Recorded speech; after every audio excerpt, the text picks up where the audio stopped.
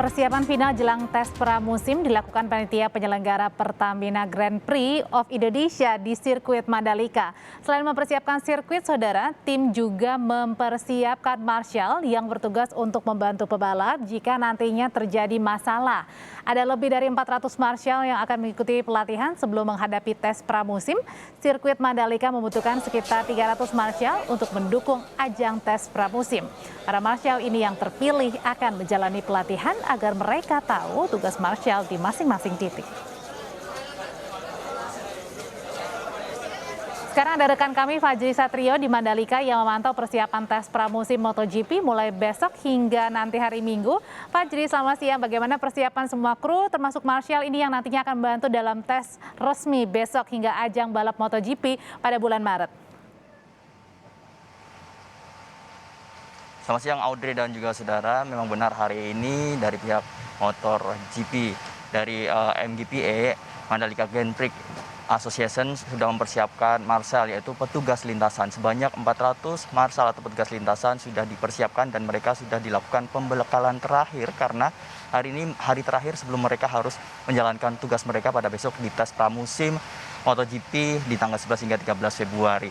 Nah, mereka tadi juga dilakukan simulasi apa saja yang menjadi tugas mereka. Nah, untuk di sirkuit Mandalika ini sendiri membutuhkan sebanyak 300-an marshal, yaitu yang terbagi menjadi 32 titik dan mereka memang bertugas sendiri-sendiri. Tugas marshal sendiri yang paling utama mereka membantu para pembalap apabila terjadi kecelakaan ataupun pembalap terjatuh ataupun gangguan dari motor mereka. Nah, itu merupakan tugas mereka.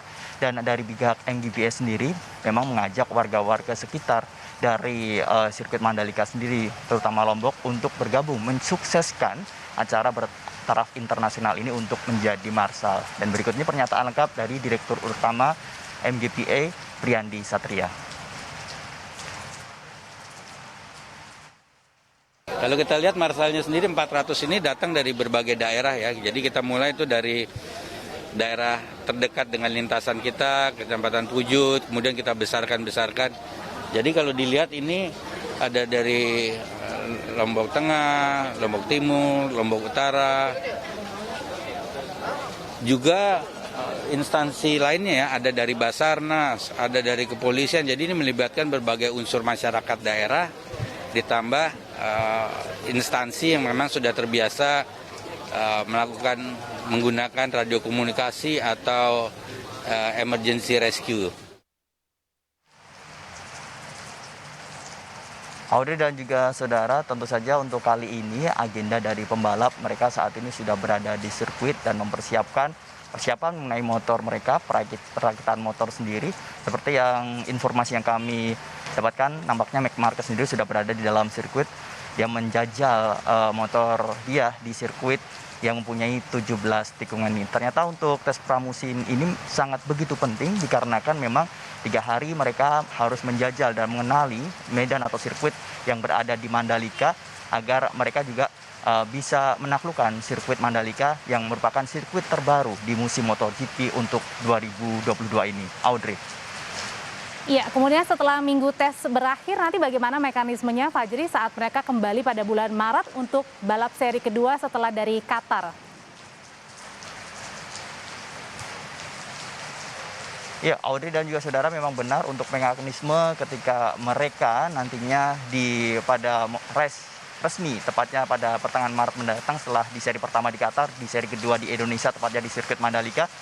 Informasi kami dapatkan masih menerapkan travel bubble karena masih dalam kondisi pandemi, di mana untuk travel bubble sendiri memang seperti yang sudah diterapkan di tes pramusim ini, kedatangan mereka akan datang di Bandara Lombok dan tentunya langsung diterapkan travel bubble dan mereka akan ditujukan ke hotel-hotel yang sudah ditunjuk oleh penyelenggara sendiri dan mereka akan dijaga oleh Satgas Travel Bubble.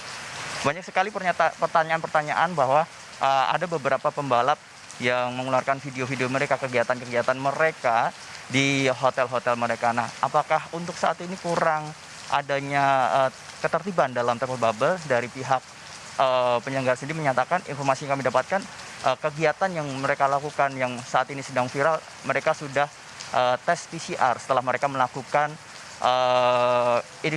isolasi di hotel tersebut dan hasilnya negatif. Jadi mereka hanya berkegiatan di sekitaran hotel dan juga sirkuit, dan itu memang dibenarkan dari pihak penyelenggara dan memang dalam pengawasan dari Satgas Travel Bubble sendiri. Audrey. Terima kasih melaporkan dari Lombok, Nusa Tenggara Barat, jurnalis Kompas TV Fajri Satrio.